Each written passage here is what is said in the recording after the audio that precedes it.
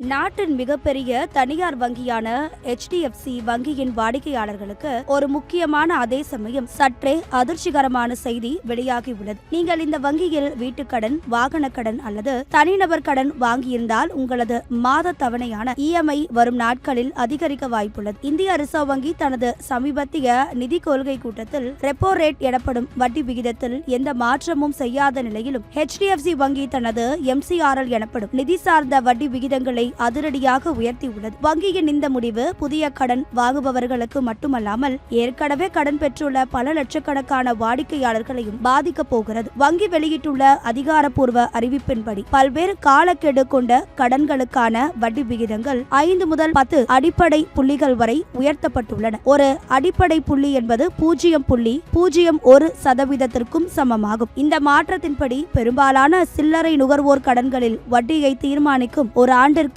MCLR விகிதம் 8.35% இருந்து 8.40% அதிகரித்துள்ளது. அதேபோல் 2 ஆண்டுகளுக்கு வட்டி விகிதத்தில் அதிகபட்சமாக 10 அடிப்படை புள்ளிகள் உயர்த்தப்பட்டு அது 8.55% மாறியுள்ளது. ஒரே ஒரு நாள் முதல் 3 ஆண்டுகள் வரையிலான மற்ற காலக்கெடு கொண்ட கடன்களுக்கும் இது போன்ற உயர்வு அறிவிக்கப்பட்டுள்ளது. இருப்பினும் ஒரு மாத கால MCRL விகிதத்தில் மட்டும் எந்த மாற்றமும் இன்றி அது தொடர்ந்து 8.05% நீடிக்கிறது. இந்த வட்டி விகித உயர்வு உங்களை எப்போது பாதிக்கும் என்பதை நீங்கள் கவனிக்க வேண்டும். இந்த MCRL உயர்வு அனைத்து வாடிக்கையாளர்களுக்கும் உடனடியாக அமலுக்கு வராது. உங்களது கடனுக்கான வட்டி மறுசீரமைப்பு காலம் அல்லது ரீசெட் பீரியட் எப்போது வருகிறதோ அப்போது முதல் இந்த கூடுதல் வட்டி கணக்கிடப்பட்டு உங்களது EMI உயரும். உதாரணமாக ஓராண்டிற்கு ஒரு முறை வட்டி மாறும் வகையில் நீங்கள் கடன் வாங்கி இருந்தால் அந்த ஓராண்டு நிறைவடையும் போதுதான் இந்த உயர்வு உங்கள் மாத தவணையில் பிரதிபலிக்கும். ஆனால் இனிமேல் புதிய கடன் வாங்க திட்டமிட்டுள்ளவர்களுக்கு